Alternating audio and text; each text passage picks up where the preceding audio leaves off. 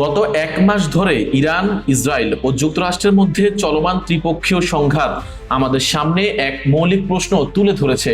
এই দ্বন্দ্বের আসল বিজয়ী কে হতে চলেছে?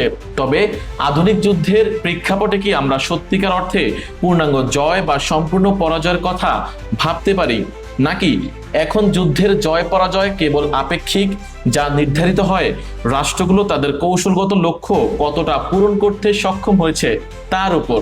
ইতিহাসে যুদ্ধের জয় পরাজয় নির্ধারিত হতো কেবল রণক্ষেত্রে, কিন্তু বর্তমানের আধুনিক ভূ রাজনীতিতে সামরিক বিজয় কি শেষ কথা?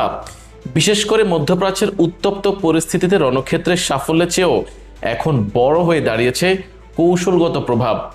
আর এই পুরো সমীকরণের কেন্দ্রবিন্দুতে রয়েছে বিশ্বের অন্যতম গুরুত্বপূর্ণ জলপথ হরমুজ প্রণালী।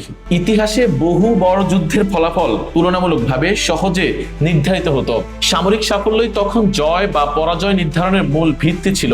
কিন্তু আজকের সময়ে, বিশেষ করে মধ্যপ্রাচ্যের মতো জটিল ভূ রাজনৈতিক অঞ্চলে, এই সরলরেখা আর প্রযোজ্য নয়। সামরিক বিজয় সবসময় রাজনৈতিক সাফল্যে রূপান্তরিত হয় না। কখনো কখনো সামরিকভাবে এগিয়ে থাকা রাষ্ট্র কৌশলগত দিক থেকে ব্যর্থ হতে পারে। বর্তমান ক্ষেত্রে হরমুজ প্রণালীর নিয়ন্ত্রণই এখন এই সংঘাতের চূড়ান্ত কৌশলগত গুরুত্ব বহন করছে। হরমুজ প্রণালীর উপর কেবল সামরিক দখল নয়, বরং বৈশ্বিক জ্বালানি বাজারের স্থিতিশীলতার সঙ্গে সরাসরি সম্পর্ক রয়েছে। পৃথিবীর প্রায় 20 থেকে 25% জ্বালানি এই নৌপথ দিয়ে প্রবাহিত হয় এবং আধুনিক অর্থনীতি এই জ্বালানি প্রবাহের উপর নির্ভরশীল। তাই এই সংঘাতের চূড়ান্ত বিজয় নির্ধারণ এখন কেবল সামরিক শক্তি দিয়ে নয়, বরং কৌশলগত প্রভাব ও দর কষাকষির ক্ষমতার ভিত্তিতেই হবে।